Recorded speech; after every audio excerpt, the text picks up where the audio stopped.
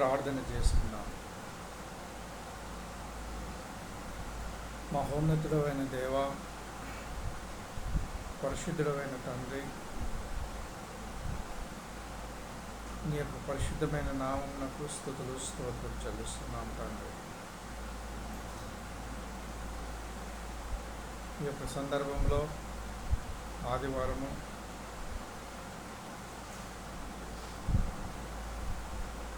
మేము కలిసి ధ్యానించుకునేది దానియేలు గ్రంథం తండ్రి. 5వ అధ్యాయాన్ని ప్రారంభిస్తుండగా నీ సన్నిధి కాంతిని తోడుగా ఉంచమని కోరుతున్నాను. నీకే వందనాలు, నీకే స్తుతులు స్తోత్రం చెల్లిస్తున్నాను. కావలసిన బిడ్డలను త్వరగా నడిపించమని కోరుతున్నాను. నీ ఆత్మ పూర్ణులై ఈ వివరణను తెలియజేయడానికి నీ కృపా సహాయాన్ని దయచేయమని కోరుతున్నాను. నీ ఆత్మ చేత అన్ని విషయాలను మాకు బోధించమని కోరుతున్నాను.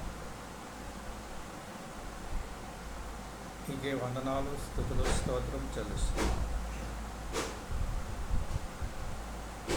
ఈ సందర్భంలో ఈ ఆదివారపు ఆరాధనను నీ సన్నిధికి అప్పగిస్తూ యేషువ నామమున అడిగి పెడుతున్నాం తండ్రి. ఆమేన్. ఒక చిన్న పాటను పాడుతున్నాం. కీర్తి ఉన్నత స్థలముల్లో కీర్తి, సర్వశక్తునికి దేవుని గొర్రె పిల్లకు, జీవవాక్యముకు కీర్తి గొర్రె పిల్లకే. కీర్తి ఉన్నత స్థలముల్లో కీర్తి, సర్వశక్తునికి దేవుని గొర్రె పిల్లకు, జీవవాక్యముకు కీర్తి గొర్రె పిల్లకే. ఓ కీర్తి కీర్తి కీర్తి కీర్తి కీర్తి గొర్రె పిల్లకే. గొర్రె పిల్లనే కీర్తింతును.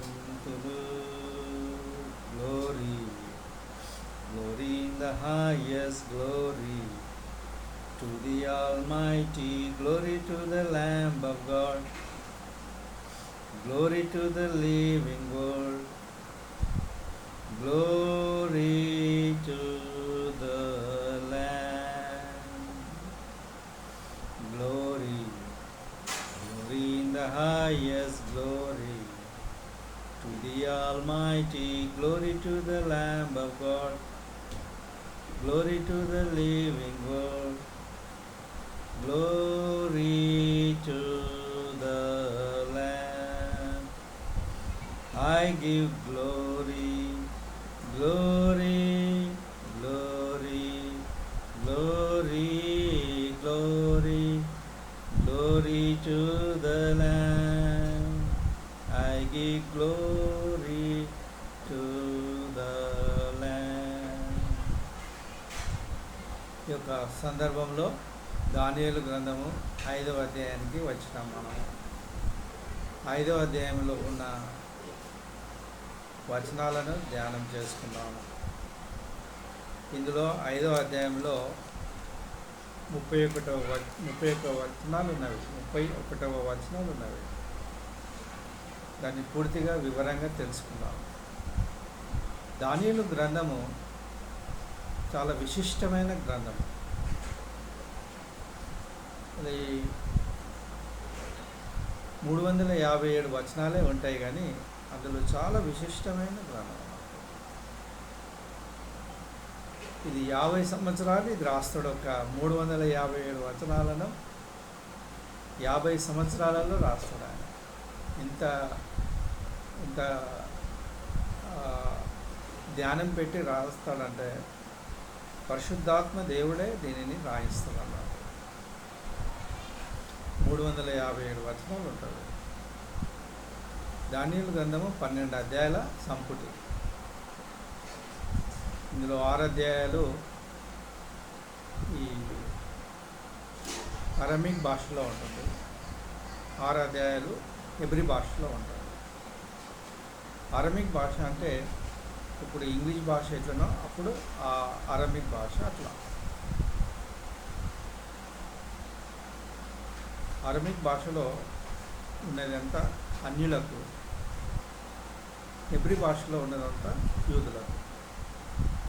యూదులు అన్యులు ఇద్దరే ఉంటారు అన్నమాట. యూదులు అన్యులు ఇద్దరే ఉంటారు. ఈ యొక్క సందర్భంలో ఈ యొక్క యూదుల గురించి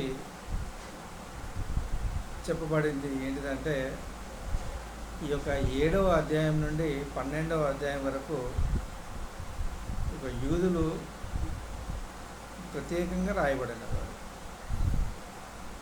ఈ 1 నుండి 6 అధ్యాయాల మటుకు ఈ ప్రపంచానికి మన ప్రపంచానికి అంతటికీ ఇది రాయబడిన అధ్యాయం అన్నట్టు. దానియేలు గ్రంథము 1 నుండి 6 అధ్యాయాల వరకు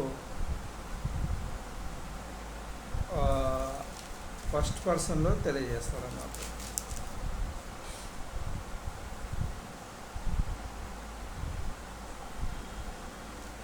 ఈ 7 నుండి 12 అధ్యాయాల వరకు థర్డ్ పర్సన్లో తెలియజేస్తారు. చాలా జాగ్రత్తగా వినాలి మనం. ఇది తెలుసుకుంటేనే మంచిది. First person, second person, third person ఏంటి అనేది మనం తెలుసుకోవాలి. ఈ బైబిల్ గ్రంథం అంతట్లో ఈ first person, second person, third person, మొదటి వ్యక్తి, రెండవ వ్యక్తి, మూడవ వ్యక్తి, ఈ బైబిల్ అంతట్లో అదే రాయబడినది.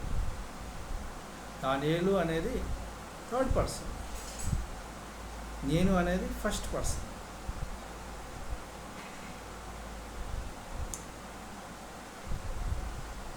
ఇక్కడ చాలా జాగ్రత్తగా మనం గ్రహించాలి. ఆది కాండం నుండి ప్రకటన వరకు ఈ 66 అధ్యాయాలలో first person, second person, third person అనేది చాలా అబ్జర్వ్ చేయాలి. అబ్జర్వ్ చేస్తేనే మనకు అందులో ఉన్న రహస్యము మనకు బయలుపరుస్తుంది. రహస్యాలు బయలుపరుస్తాయి అన్నమాట.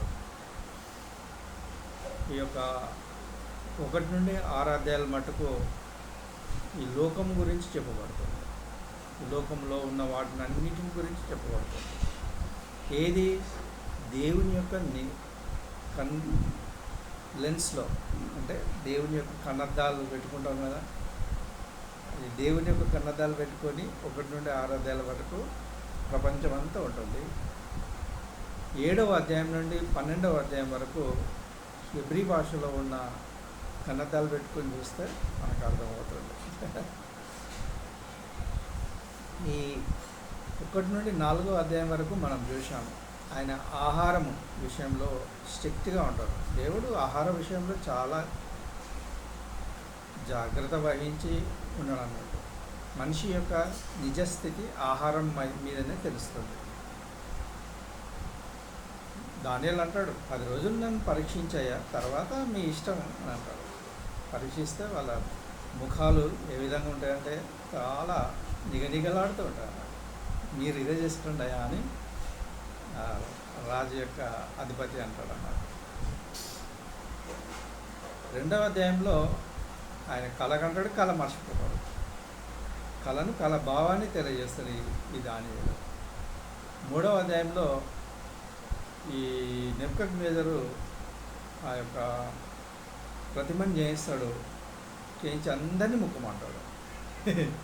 ఇందులో 3 ఉంటారు అన్నట్టు, షడ్రక్, మెషక్, అబేద్నెగో. వాళ్ళు మొక్కరు, వాళ్ళు అగ్నిగుండంలో పడేస్తారు. ఆయన కూడా మొక్కరు. అది 3వ అధ్యాయంలో. 4వ అధ్యాయంలో ఈ నెబుకద్నెజరు ఒక కళ కంటాడు. దాని భావం ఎవరు తెలియజేయకపోతారు, ఎవరు తెలియజేయరు. అప్పుడు బెల్తెషాజర్ అనే దానియేలు దాని కళ భావాన్ని చెప్తాడు. అది 7 ఏళ్ల శ్రమలకు సూచన అన్నట్టు. అది ఇప్పుడు 7 ఏళ్ల శ్రమల కాలంలో ఉన్నాం మనం. ఎప్పుడు ఏడేళ్ళ శ్రమల కాలంలో ఈ ఇవి ఎప్పుడు ప్రారంభమైనవి ఏడేళ్ళ శ్రమల కాలము అంటే కోవిడ్-19తో ప్రారంభమైనవి ఏడేళ్ళ శ్రమల కాలం. కోవిడ్-19 ఇది చాలా జాగ్రత్తగా మనం గ్రహించాలి. దేవుని యొక్క మర్మము ఎట్లా ఉన్నదంటే చాలా జాగ్రత్తగా మనం గ్రహించాలి. కోవిడ్-19తోనే ప్రారంభమైంది ఏడేళ్ళ కాలం శ్రమలు. ఏడేళ్ళ కాలం శ్రమలతోనే అన్ని దేశాలు వరదలు వస్తున్నవి, అన్ని దేశాలలో వరదలు వస్తున్నవి, అన్ని దేశాలలో భూకంపాలు వస్తున్నవి, అన్ని దేశాలలో ఈ యొక్క ఆర్థిక మాంద్యము ఎక్కువైపోయింది, అన్ని దేశాలలో కరువు వస్తున్నది, ఈ అన్ని దేశాలు పడిపోతున్నాయి. ఒక విధంగా చెప్పాలంటే ప్రపంచం అంతా పడిపోతుంది. ఎందుకు? ఈ యొక్క ఏడేళ్ల కాలం శ్రమల యొక్క సిద్ధాంతం అటువంటిది. ఏడేళ్ల కాలంలో అన్నీ పడిపోతాయి అన్నమాట. యేసుక్రీస్తు వచ్చే కాలం అన్నమాట. ఏడేళ్ల కాలం తర్వాత యేసుక్రీస్తు ఈ లోకం మీద అడుగు పెడతాడన్నమాట. ఇంకోటి ప్రజలలో ఉన్న తప్పుడు బోధ ఏంటంటే ర్యాప్చర్ అని అంటారు. ర్యాప్చర్ అనేది తప్పుడు బోధ. ర్యాప్చర్ అనేది మనుషుని యొక్క బోధ, సాతాను యొక్క బోధ. ర్యాప్చర్ అనేది లేనే లేదు ఇందులో. ర్యాప్చర్ అనే పదానికి అర్థమే లేదు. చాలా జాగ్రత్తగా మనం గ్రహించాలి. ఈ యొక్క 5వ అధ్యాయానికి వచ్చినప్పుడు బెల్షాజరు ఒక 1000 మందికి బెల్షాజర్ ఎవరు? నెబుకద్నెజర్ యొక్క మనవడు. బెల్షాజర్ యొక్క తండ్రి పేరేంటి? నెబోనిడస్ అని అంటారు అన్నమాట. నెబోనిడస్. బెల్షాజర్ యొక్క తండ్రి పేరు నెబోనిడస్.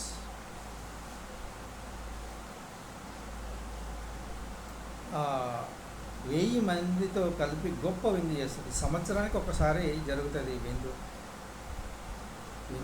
సంవత్సరానికి ఒకసారి జరుగుతుంది. ఈ విందులో ఏం జరుగుతుందో మనం తెలుసుకుందాం. చాలా జాగ్రత్తగా మనం వినాలి. 1000 మందికి గొప్ప విందు చేస్తుంది అన్నమాట. 5వ అధ్యాయంతో ఈ యొక్క బబులోను ముగిస్తుంది. బబులోను సామ్రాజ్యం ముగుస్తుంది. అప్పటి నుండి ఇప్పటి వరకు, ఎప్పటి నుండి? దానియేలు కాలం నుండి 600 క్రీస్తు పూర్వము 600 నుండి 2024 వరకు ఎప్పుడు బబులోను గెలవలేదు. అంతా ఓడిపోయాడు. బబులోను ఎప్పుడు గెలవలేదు, అంతా ఓడిపోయాడు. మంచిగా వినాలి, మంచిగా విని గ్రహించాలి. ఇందులో ఏమైనా సందేహాలు ఉంటే నాకు తెలపండి. నా నంబరు 9392551796. నేను నంబర్కి ఫోన్ చేసి మీరు సందేహం ఏమున్నా కూడా తెలపండి. 12 అధ్యాయాల వరకు చాలా క్షుణ్ణంగా నేర్చుకున్నాను. 12 అధ్యాయాల వరకు, 1 నుండి 12 అధ్యాయాల వరకు క్షుణ్ణంగా నేర్చుకున్నాను. ఇంకా చాలా ఉన్నాయి నేర్చుకునేటివి, కానీ మనకు కావాల్సిన సందేశం మొత్తం మనకు అర్థమైంది. ఇందులో ఆ యొక్క దానియేలు గ్రంథ వివరణను మనము ఈ సందర్భంలో 12 అధ్యాయాల మటుకు ఏమున్నదో అది మనం తెలుసుకొని ఉన్నామన్నమాట. దేవుడే తెలియజేస్తున్నాడు. ఇది దేవుడే తన కృప. నేను దాదాపు 5 సంవత్సరాలు దీని మీదనే కూర్చున్నాను. 5 సంవత్సరాలు దీని మీదనే కూర్చున్నాను. దానియేలు గ్రంథ వివరణ గురించే అన్ని గ్రంథాలు, ఎక్కడెక్కడున్న గ్రంథాలన్నిటినీ చదువుతున్నాను. ఎక్కడెక్కడున్న మెసేజ్లు, కాలేజీలలో బోధించే మెసేజ్లు అన్నీ చదువుతున్నాను. రోజుకు 6 గంటల నుండి 12 గంటలు, 14 గంటలు, 18 గంటలు కూర్చుంటాను రోజుకు. కనుక దీన్ని క్షుణ్ణంగా నేర్చుకున్నాం.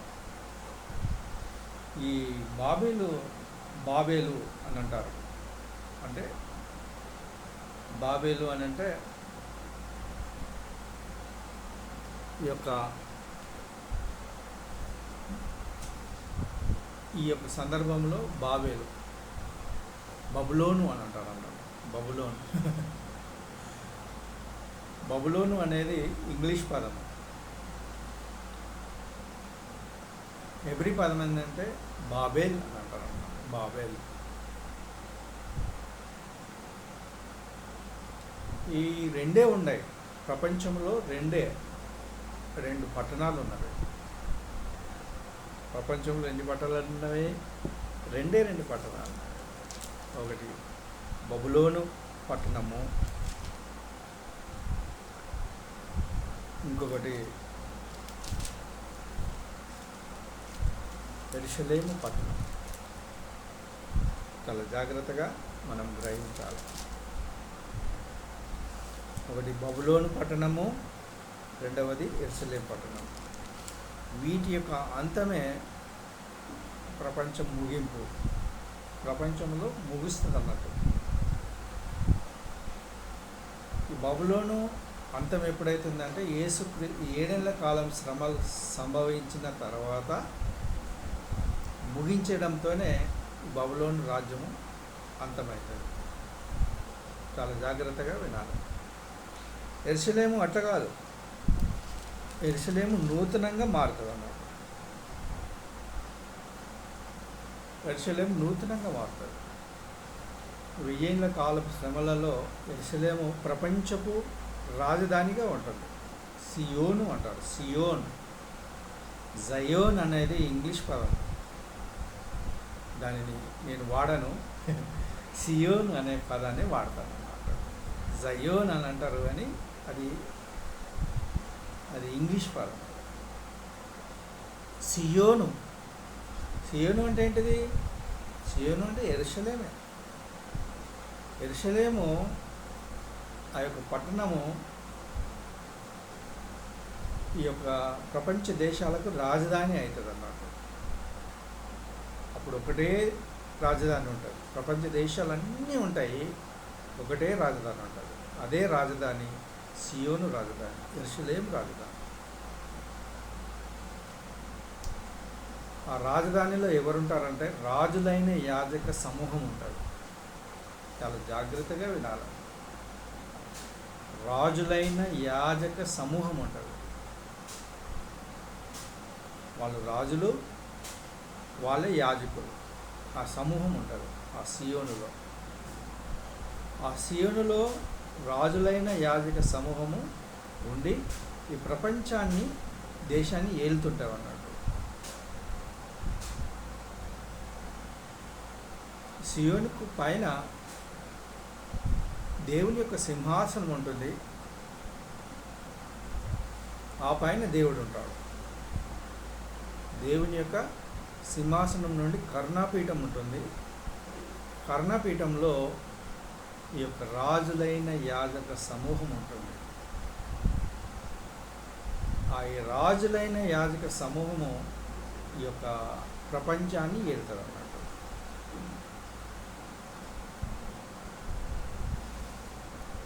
చాలా జాగ్రత్తగా మనం గ్రహించాలి.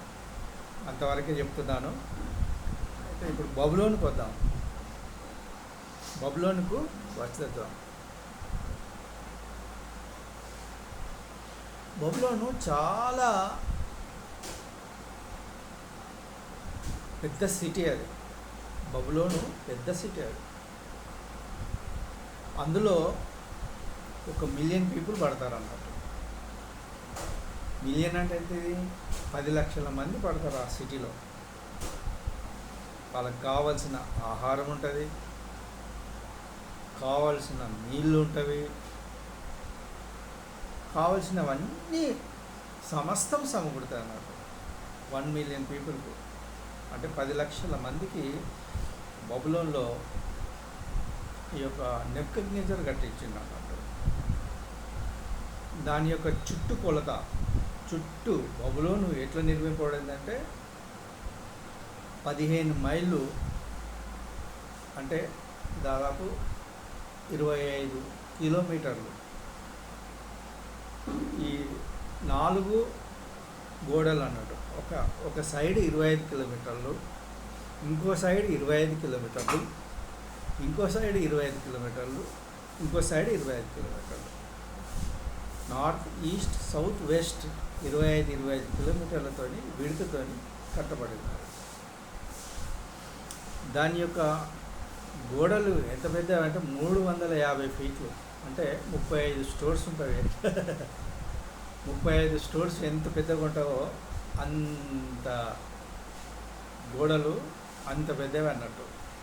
అంత పెద్ద నుండి అట్లా 15 మైళ్ళు ఇటు, 15 మైళ్ళు ఇటు, 15 మైళ్ళు ఇటు, 15 మైళ్ళు ఇటు ఉంటామన్నమాట. దాని విడ్త్ ఎంత అంటే, థిక్నెస్, విడ్త్ అంటే 6 చారియట్స్, అంటే రథాలు పోయే అంత గొప్ప అది. రథాలు మీద ఎన్ని 6 రథాలు ఒకటేసారి వెళ్తాయి అన్నట్టు. అంత గొప్ప విడ్త్ అన్నట్టు అది, ఆ గోడ యొక్క విడ్త్. మనం గోడ కడతాము 4 ఇంచుల గోడ, 9 ఇంచుల గోడ కడతాము అంతే, అంతకంటే ఎక్కువ కట్టాము ఈ రోజులలో. ఇంకా 15 సంవత్సరాలు 20 సంవత్సరాలు ముందుకెళ్తే ఒక 18 ఇంచుల గోడ కట్టేది, లేక అంతే ఇక 18 ఇంచుల గోడనే అది పెద్ద. కానీ ఈయన ఏ విధంగా కట్టాడనంటే 6 రథాలు పోవడానికి వీలుండే గొప్ప విడుతుడు పెడతాడు అన్నమాట. అంత విడుతు, ఎంత విడుతు అంటే 80 ఫీట్లు, 88 ఫీట్లు ఉంటుంది అన్నట్టు అది విడుతు. 350 ఏమో ఎత్తు, 88 ఫీట్లేమో విడుతు అనేది ఉంటుంది అన్నట్టు. ఇంకో ఇన్నర్ సిటీలో ఇన్నర్ సిటీ ఉంటుంది, 8 గేట్లు ఉంటాయి అన్నట్టు, 8 గేట్లు. అవుటర్ సిటీలో జనరల్ సిటీ అంటారు అన్నట్టు, 100 గేట్లు ఉంటాయి అన్నమాట. అవి జాగ్రత్తగా వినాలి. ఈ ఇన్నర్ సిటీలో ఈ యొక్క హ్యాంగింగ్ గార్డెన్ కట్టినాడు అన్నట్టు. హ్యాంగింగ్ గార్డెన్ ఎవరికి? ఆయన చేసుకున్న భార్యకు, నెబుకద్నెజర్ చేసుకున్న భార్యకు. ఆమె పేరు అమిటీస్ అంటారు. అమిటీస్ ఆమె పేరు. ఆమె మిద్యానీయురాలు. మిద్యానీయురాలలో ఆమె ఎక్కడ ఉంటుందంటే మిద్యాన అరణ్యంలో, అంటే కొండల పైన ఉంటుంది అన్నమాట. ఆమె ఆమెను చేసుకున్నప్పుడు బబులోనికి వచ్చింది. బబులోనికి వస్తే ఆమె హోమ్ సిక్ అయింది అన్నాడు. హోమ్ సిక్ అయితే ఇది ఏం చేద్దాం, ఈమెను హోమ్ సిక్ అయింది కదా అని ఆయనే హ్యాంగింగ్ గార్డెన్ కట్టించినాడు. అన్నీ మౌంటైన్స్ లాగా అవి ఉండేటట్టు అప్పుడు ఆమె హోమ్ సిక్ పోయింది అన్నాడు. నెబుకద్నెజర్ చాలా గొప్ప రాజు అన్నట్టు. ఆ దినాలలో 127 దేశాలకు చక్రవర్తి. అర్థమైంది కదండి. వాల్స్ ఎంత పెద్దవి అన్నట్టు. వాల్స్ పొడుగు ఎంత పొడుగు?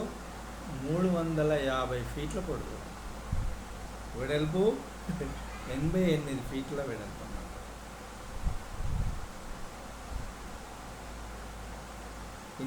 ఇన్నర్ సిటీలో 8 గేట్లు ఉంటాయి, అవుటర్ సిటీలో 100 గేట్లు ఉంటాయి. చాలా జాగ్రత్తగా మనం వినాలి. ఇప్పుడు అలాంటి ఆ పట్టణము నాశనం అయిపోతుంది. ఇక నెబుకద్నెజర్ ఉన్నాడు, నెబుకద్నెజర్ కుమారుడు నిబోనిడస్ ఉండడు, నిబోనిడస్ కుమారుడు బెల్షాజరు ఉండడు. అవి కథమైపోతాయి, అంతమైపోతుంది. అక్కడితో బబులోను సామ్రాజ్యము అంతమైపోతుంది. ఈ యొక్క 5వ అధ్యాయంతో అంతమైపోతుంది. ఎట్లా అంతమైపోతుందో ఇప్పుడు మనము తెలుసుకుందాం. రాజగు బెల్షాజరు తన అధిపతులలో 1000 మందికి గొప్ప విందు చేయించి ఆ 1000 మందితో కలిసి ద్రాక్షరసం త్రాగుచుండాలి. విందు అనేది సంవత్సరానికి ఒకసారి జరుగుతుంటుంది. ఆ సంవత్సరానికి ఒకసారి జరుగుతున్నప్పుడు 1000 మంది అంటే అధిపతులు, చాలా పెద్ద అధిపతులు అన్నట్టు, వాళ్ళు ఈ దేశానికి వస్తారు అన్నట్టు. వాళ్ళతో గొప్ప విందు చేస్తారు అన్నట్టు. బెల్షాజర్ ఎవరు? ఒక నిబోనిడస్ కుమారుడు. నిబోనిడస్ ఎవరు? నెబుకద్నెజర్ కుమారుడు. అంటే నెబుకద్నెజర్కు బెల్షాజర్కి ఏమవుతాడు అన్నట్టు?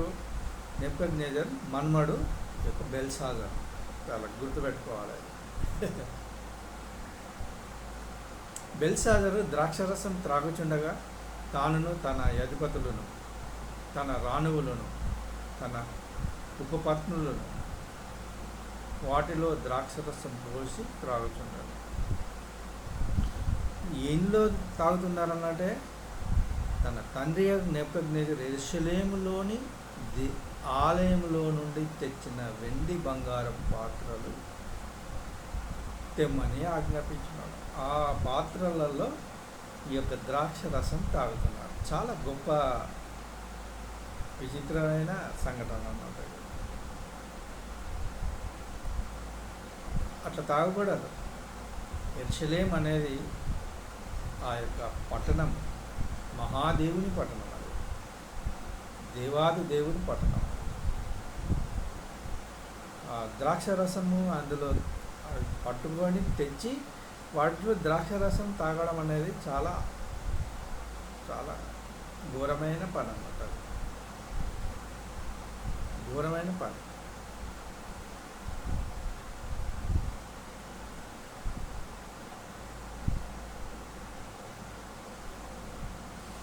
అందుకు వారు యెరూషలేములోని దేవుని నివాసమగు ఆలయంలో నుండి, చూసినావా, దేవుని నివాసం అది. యెరూషలేము అనేది దేవుని నివాసం. రేపు 1000 ఏళ్ల పాలనలో అదే రాజధాని. దాని నుండి ప్రపంచానికి రాజధాని అది. ఒక దేశానికి కాదు, ప్రపంచానికి రాజధాని. తీసుకున్న సువర్ణోపకరములను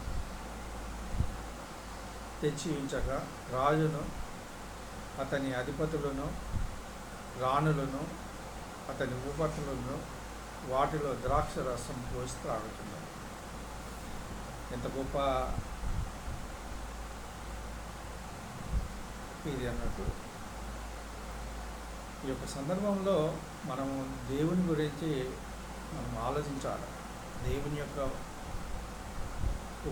స్వర్ణోపకారములు అంటే దేవుని యొక్క సన్నిధి ఉండే ఆ యొక్క యెరూషలేములో నుండి తెచ్చిన ఆ యొక్క పాత్రలు, బంగారు పాత్రలు, మేలిమి బంగారు పాత్రలలో ఈయన ఉపపాత్రలను, రాణులను వాళ్ళు ద్రాక్షరసం త్రాగుతున్నారు. వారు వెండి, బంగారు, వెండి, ఇత్తడి, ఇనుము, కర్ర, రాయి వాటితో చేసిన దేవతలను స్తుతించుచు ద్రాక్ష రసం తాగుతున్నారు. ఈ యొక్క భారతదేశం కూడా అంతే. ఈ యొక్క భారతదేశం కూడా అంతే.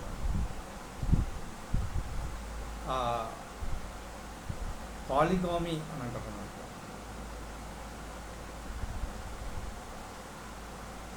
మోనోథియిజం, పాలిథియిజం అంటారు. పాలిథియిజం అంటే ఎక్కువ దేవుళ్ళు ఉండేవాళ్ళు. మనకు ఎక్కువ దేవుళ్ళు ఉండరు అన్న, ఉండదు, ఒకే ఒక దేవుడు. మోనోథియిజం. ఏకేశ్వరుడు, ఒక్కడే దేవుడు. ఆయననే తండ్రి, కుమార, పరిశుద్ధాత్మల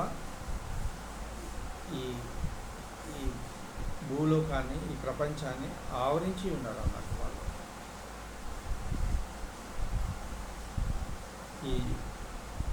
అందుకే ఈ యొక్క 7 ఏళ్ల కాలపు శ్రమలు వస్తున్నాయి అన్నట్టు. ఇక్కడితో ఈ ఈ యొక్క భూమి అంతమైపోతుంది. భూమి అంటే నివాసులు అంతమైపోతారు. 7 ఏళ్ల కాలపు శ్రమతో యేసుక్రీస్తు రావడంతో వాళ్ళందరూ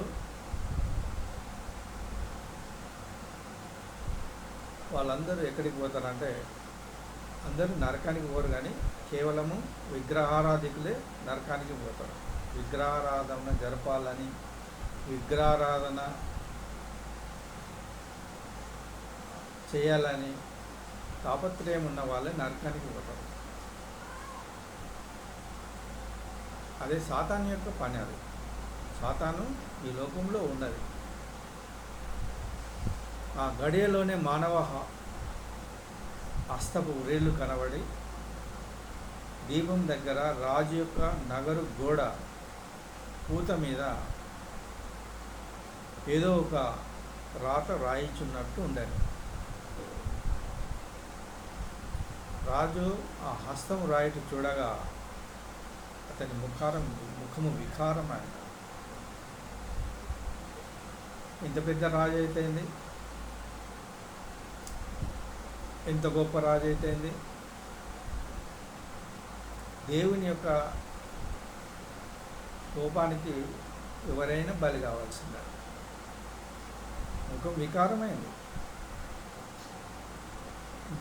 ఏం చేయాలో అర్థమవుతుంది. గజగజ వణుకుతున్నాడు ఆయన రాజు. హస్తం వచ్చి రాస్తున్నాడు అన్నమాట. అతడు మనసునందు కలవరపడతాడు అన్నట్టు. ఎంత పెద్ద గొప్ప రాజైనా కూడా కలవరపడవలసిందే. అతని నడుమును కీలును వదలి అతని మోకాలు గడగడ వణుకుతూ కొట్టుకొని చుండాను. వీటిలారా ఒక లాస్ట్ ఛాన్స్ మనకున్నది. లాస్ట్ ఛాన్స్లో మనం విగ్రహాలు వదిలిపెడితే మంచిది, లేకపోతే ఇష్టం. ఆయన ఏమంటున్నాడు? మనసునందు కలవరపడ్డాడు, ముఖం వికారమైంది, నడుము కీళ్ళు వదలి మోకాళ్ళు గడగడ వణుకుతున్నారు.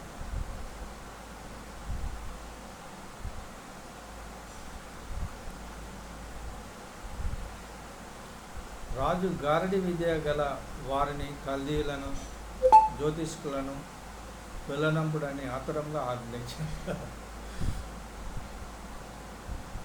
వాళ్ళు క్షుద్ర పూజలు చేసేవాళ్ళు అన్నమాట. చనిపోయిన వాళ్ళతో మాట్లాడేవారు అన్నమాట.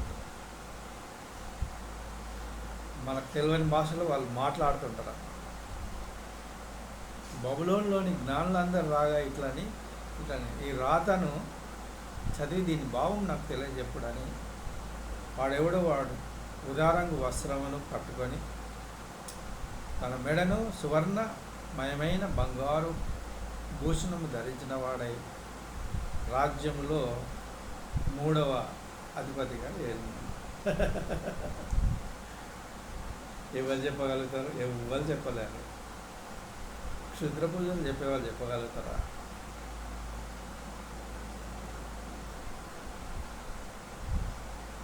మనం ఆలోచించాలి ఈ విషయంలో.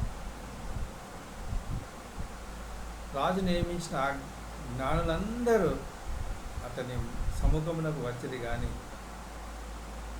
ఆ వ్రాత చదువుటైనను దాని భావము తెలియజెప్పుటైనను వారి వల్ల కాకపోయింది.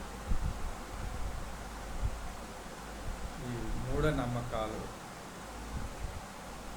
ఈ క్షుద్ర పూజలు, మంచి రోజులు చెడ్డ రోజులు అని చెప్పేవారు.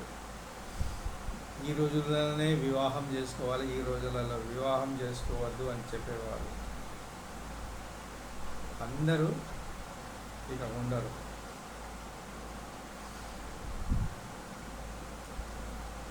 ఇక ఉండరు. దాన్ని వెంబడించేవారు కూడా ఉండరు. వాళ్ళ వల్ల కాలేదు అది. ఎవరి వల్ల కాదు అది.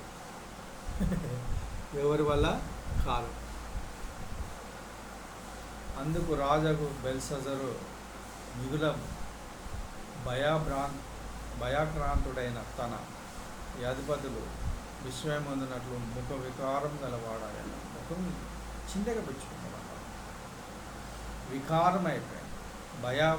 మిగుల భయాక్రాంతుడైన. ఈ యొక్క సందర్భంలో అట్లనే అందరి విషయంలో అంతే. ఎవరైనా కానీ మంచి రోజులు చెప్పేవాళ్ళు కానీ, చెడ్డ రోజులు చెప్పేవాళ్ళు కానీ, మంచి రోజులలో వివాహం చేసుకోవాలని చెప్పేవాళ్ళు కానీ, చెడ్డ రోజులలో వివాహం చేసుకోకూడదని చెప్పేవాళ్ళు కానీ, వీళ్ళందరికీ భయం. ఎలాంటి మిగుల భయం పడతారు అన్నట్టు. చాలా జాగ్రత్తగా మనం వినాలి ఈ విషయంలో. రాజునకును అతని అధిపతులకును జరిగిన సంగతి రాణికి తెలుసుకొని విందు గృహమునకు వచ్చిన ఇట్లనెను. రాజు చిరకాలం జీవించుకున్నాడు. ఆమె తల్లి వస్తున్నాడు. ఏమి తల్లి? బెల్షస్సర్ వాళ్ళ తల్లి వచ్చి రాజును సంబోధిస్తుంది. రాజు చిరకాలం జీవించుకున్నాడు. ఈ తలంపులు నీకున్న కలవరము పడనీయకున్నా. నీ మనస్సు నిబ్బరంగా ఉండని. ఎందుకు భయపడుతున్నావయ్యా? భయపడకు అని చెప్పబడుతుంది. నీ రాజ్యంలో ఒక మనుషుడు ఉన్నాడు. అతడు పరిశుద్ధ దేవతల ఆత్మ గలవాడు. పరిశుద్ధాత్మ గలవాడు. నీ తండ్రి కాలంలో అతడు దైవ జ్ఞానము వంటి జ్ఞానము, బుద్ధియు, తెలివి గలవాడే ఏంటంటే నీ తండ్రి కనుగొనను. కనుక నీ తండ్రి నెబుకద్నెజరు శకున కాండను గారడి విద్య గలవారిని కల్దీయులకును జ్యోతిష్కులకును అధిపతిగా నియమించాడు. అతన్ని అధిపతిగా నియమించాడు.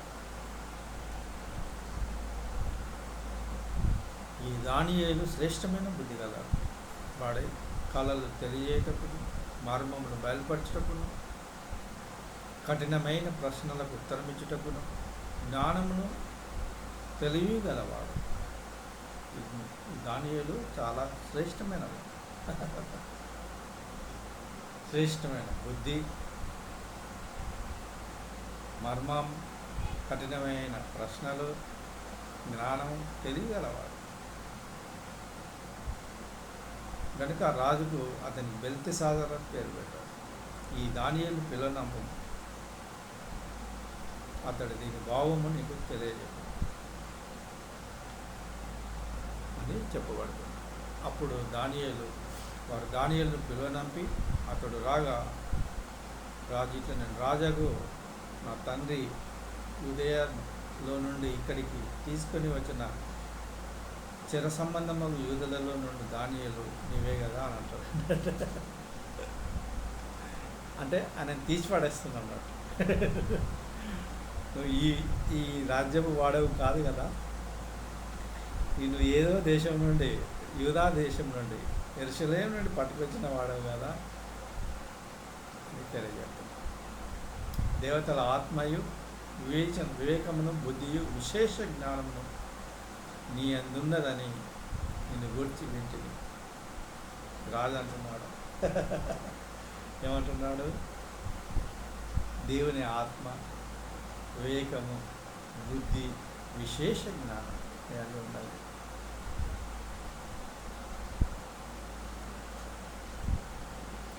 ఈ వ్రాత చదివి దాని భావమును తెలియజెప్పవలనని జ్ఞానులను గారడి విద్య గల వారిని పిలిపిస్తుంది. కానీ వారు ఈ సంగతి యొక్క భావమును తెలపలేరు.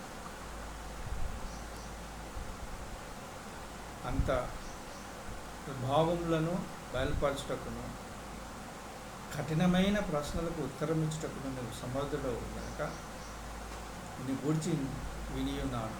కనుక ఈ వ్రాతను చదువుటకును దాని భావమును తెలియజెప్పుటకు నీకు శక్యమైన ఎడల ఈ ఊదారంగు వస్త్రమును పట్టుకొని మెడకు సువర్ణ కంఠభూషణమును ధరించుకొని రాజ్యంలో మూడవ అధిపతిగా వెళ్ళు. మూడవ అధిపతి అంటే ఫస్ట్ నెబుకద్నెజరు అంటే ఆయన తండ్రి నిబో నీడస్ అని అంటారు తండ్రిని. ఆయన ఫస్ట్, సెకండ్ బెల్షాజరు, మూడవది ఈ యొక్క భావము తెలియజెప్పిన వారికి రాజ్యము ఉంటుంది అని తెలియజేస్తుంది. అందుకు దానియేలు ఇట్లనే నీ దానములు నీ యొద్ద ఉంచుకున్నావు. దానియేలు అంటున్నాడు, నీ దానాలు నువ్వు ఉంచుకోయా, నీ బహుమానాలు మరి ఎవరికైనా నిన్ను. అయితే నేను ఈ రాతని చదివి దాని భావమును రాజునకు తెలియజెప్తానని చెప్తున్నాను. రాజా చిత్తగించుము, మహోన్నతుడగు దేవుడు మహర్దశను, రాజ్యమును, ప్రభావమును, ఘనతను నీ తండ్రి యగు నెబుకద్నెజరుకు ఇచ్చినాడు అన్నట్టు. దేవుడు అతనికి ఇట్టి మహర్దశ ఇచ్చినందున తాను ఎవరిని చంపగోరనో వారిని చంపాను, చంపాల్సిన వారిని అందరినీ చంపినాడు. ఎవరు? మీ తాత నెబుకద్నెజరు. ఎవరిని రక్షింపగోరనో వారిని రక్షించాను, ఎవరిని హెచ్చరింపగోరనో వారిని హెచ్చించాను, ఎవరిని పడద్రోయగోరనో వారిని పడద్రోషి.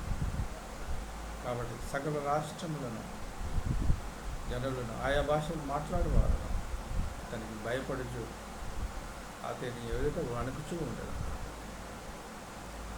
నియంత నీ తండ్రి ఒక నియంత. అయితే అతడు మనసును అతిశయించి బలాత్కారం చేయుటకు అతని హృదయం కాఠిన్యం చేసుకునగా దేవుడు అతనికి ప్రభుత్వం అతని యుద్ధ నుండి తీసివేసి అతని ఘనతను పోగొట్టాడు. మంచి రాజుగా, మంచి అధిపతి, మంచి ఘనత ఇచ్చినాడు అన్నాడు. ఆ ఘనత ఏమైంది? పోగొట్టినాడు. ఎందుకు పోగొట్టినాడు? అనే నియంత కాబట్టి పోగొట్టినాడు. అప్పుడు అతడు మానవుల యుద్ధ నుండి కర్మబడి పశువుల వంటి మనసు గలవాడాయన. మహోన్నతుడగు దేవుడు మానవుల రాజ్యములలో ఏలుచు ఎవరిని స్థాపింపగోరునో వారిని స్థాపించును. అతడు తెలుసుకుని వరకు అతడు అడవి గాడిదల మధ్య నివసించు పశువు వలె గడ్డి మేయచు ఆకాశపు మంచు చేత తడిసిన శరీరము గలవాడాయ. ఎవరు? నెబుకద్నెజరు. బెల్షాజరు అతని కుమారుడు నీవు ఈ సంగతి అంతయు ఎరిగి ఉంటుంది. నీవు ఈ సంగతి అంతా తెలుసుది. నీ మనసున అణుచుకొనక పరలోకమందున్న ప్రభు మీద నీవు హెచ్చించుకుంటే. దేవుని సన్నిధిలో మనం తగ్గించుకోవాలి. మనకు ధనం ఉండవచ్చు, ధాన్యం ఉండవచ్చు, ఇండ్లు ఉండవచ్చు, గొప్ప గొప్ప ఇండ్లు ఉండవచ్చు, రాజ్యం ఉండవచ్చు, అధికారం ఉండవచ్చు. నీ అధికారంతో నువ్వు హెచ్చింపబడితే దేవుని కోపం వస్తాడు. నీ ధనముతో నువ్వు హెచ్చింపబడితే దేవుని కోపం, నీ రాజ్యముతో నువ్వు హెచ్చింపబడితే దేవునికి కోపం వస్తుంది. నీకు కలిగిన వాటినంతటినీ బట్టి దేవుని ఘనపరచాలి. ఎట్లనగా నీవును, నీ అధిపతులను, నీ రాణులను, నీ ఉపపత్నులను దేవుని ఆలయ సంబంధము ఉపకరణములలో ద్రాక్ష రసము పోసి త్రాగవలనని వాటిని తెచ్చుకుంటే దేవుని సన్నిధానంలో ఉండాలి. అది ఉపకరణము, పాత్రలు ఎక్కడ ఉండాలి? దేవుని సన్నిధానంలో ఉండాలి. ఎంత పవిత్రంగా వాటిని చూసుకునేవారంటే యెరూషలేములో చాలా పవిత్రమైనవి. చూడనైనను, విననైనను, గ్రహింపనైనను చేత కానీ వెండి, బంగారం, ఇత్తడి, ఇనుము, కర్ర, రాయి అను వాటితో చేయబడిన దేవతలను స్తుతించుచు స్తుతించిరి కానీ ఆ దేవతలు ఎలాంటివి? బంగారంతో చేయబడిన దేవతలు, వెండితో చేయబడిన దేవతలు, ఇత్తడితో చేయబడిన దేవతలు, ఇనుముతో చేయబడిన దేవతలు, కర్రతో చేయబడిన దేవతలు, రాయితో చేయబడిన దేవతలు స్తుతించుతూ ఉన్నాడు. నీ ప్రాణమును, నీ సకల మార్గములను ఏ దేవుని వశంలో ఉన్నవో ఆయనను నీవు ఘనపరచలేవు. మన దేవుడు గొప్ప దేవుడు. ఆయన ఈ లోకంలో ఈ 7 కాల శ్రమలలో అదే జరుగుతుంది. అవి ఏమవుతాయి? బంగారం మాకు బంగారం. ఇప్పుడు పూరి జగన్నాథ ఆలయంలో బంగారం ఉన్నది. ఎంత బంగారం ఉన్నదంటే 1,00,000 కోట్లకు మించి ఉన్నది అన్నట్టు. ఆ బంగారం ఏమవుతుంది చూడండి. ఇప్పుడు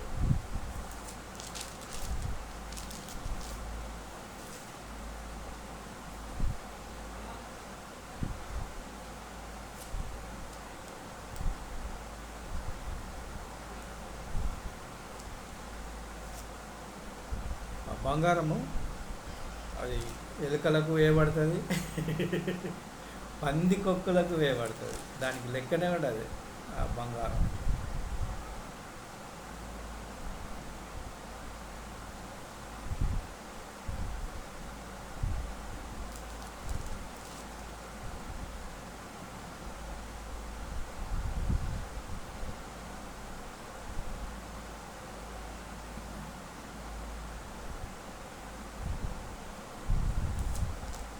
అది ఎక్కడ ఉన్నది?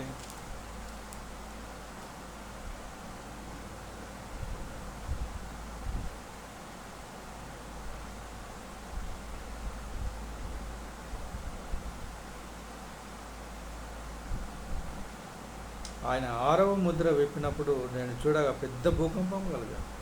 ఇప్పుడు 6వ ముద్రనే విప్పబడుతుంది అన్నట్టు. సూర్యుడు కంబలి వలె నలుపాయను, చంద్ర బింబమంతయు రక్తమాయమాయను.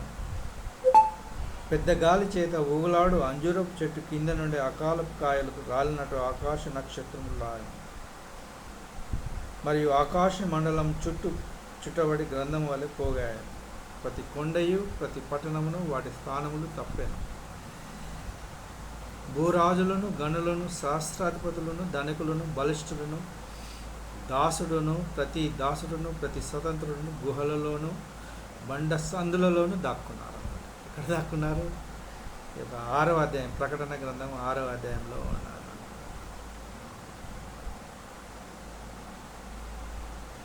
ఈ యొక్క బంగారం ఏమవుతుంది? ఆ యొక్క ఎలుకలు మరియు అది ఎక్కడో ఉన్నది, ఇక్కడే ఉండాలన్నమాట.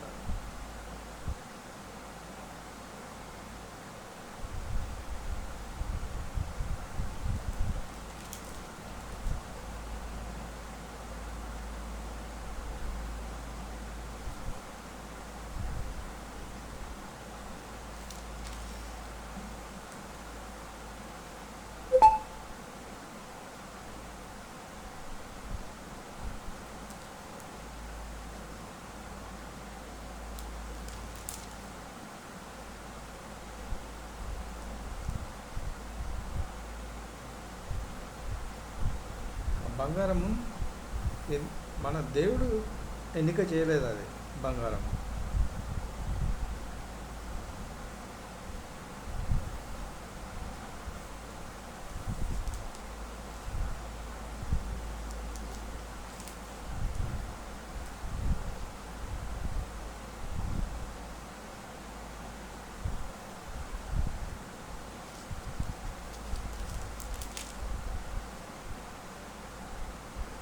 అవి ఏమైతే అంటే అవి ఎలుకలకు, పందికొక్కులకు అది అయిపోతుంది అన్నమాట.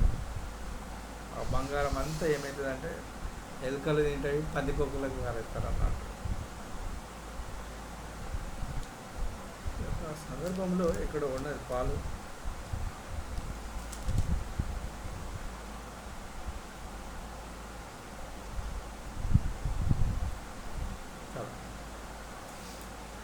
కావున ఆయన ఎదుట నుండి ఒక అరచేయి వచ్చి ఆ వ్రాతను రాసను. వాసన శాసన మీదనగా మేనే మేనే టెకెల్ పార్సిస్ అన్న. ఈ వాక్య భావం ఏమనగా, మేనే అనగా దేవుడి నీ ప్రభుత్వం విషయంలో లెక్క చూచి దానిని ముగించినాడు. టెకెల్ అనగా నిన్ను త్రాసులో తూచగా నీవు తక్కువగా కనబడుతుంది. మేనే అనగా దేవుడు నీ అక్కడున్నది మేనే మేనే టెకెల్ పార్సిస్ అని రాయబడింది అన్నట్టు. టెకెల్ అనగా ఆయన నిన్ను త్రాసులో తూచగా నీకు తక్కువగా కనబడుతుంది. ఫరెన్ అనగా నీ రాజ్యము నీ యొద్ద నుండి విభాగింపబడి మాదీలకును పారసీలకును ఇవ్వబడతారు అన్నట్టు. బెల్షాజరు ఆజ్ఞ అయ్యగా వాడు దానియేలుకు ఉదారంగా వస్త్రం తొడిగించింది, మెడకు బంగారు హారం వేసి ప్రభుత్వం చేయటంలో అతడు 3వ అధికారి చాటించాడు. ఆ రాత్రి అన్ని కల్దీయుల రాజుకు బెల్షాజరు అతడు ఆయన ఆ రాత్రే చంపబడతాడు. మాదీయులు 15 సంవత్సరాల నుండి బబులోను బయట చాలా ఎదురు చూస్తున్నారు. వాళ్ళు 15 సంవత్సరాల నుండి ఎదురు చూస్తున్నారు. ఆ యొక్క గుంట తవ్వినారన్నట్టు లోపల నుండి తోపుకుంటూ ఇక్కడికి వచ్చినారన్నట్టు. చాలా జాగ్రత్తగా మనం వినాలి. మాదీయుడకు దర్యావేషు 62వ సంవత్సరం గలవాడై సింహాసనం ఎక్కాము. అప్పుడు కల్దీయులు పోయినరు,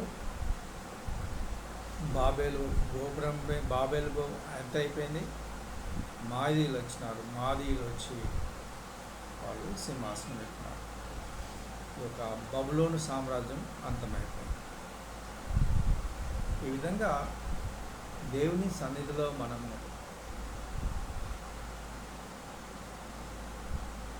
ఆయన సన్నిధిలో నిందారహితులుగా ఉండాలి. లేకపోతే ఇట్లనే దేవుడి మాటలను దీవించి ఆశీర్వదించినగా ప్రార్థన చేస్తున్నాం. దేవ మహోన్నతుడా, పరిశుద్ధుడా, నీకే వేలాది వేల స్తుతులు స్తోత్రం చెల్లిస్తున్నాం.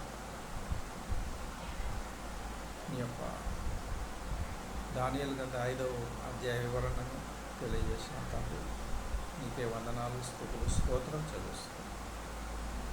ఎంతమంది వింటున్నారో వారందరినీ దీవించండి, ఆశీర్వదించమని కోరుచు.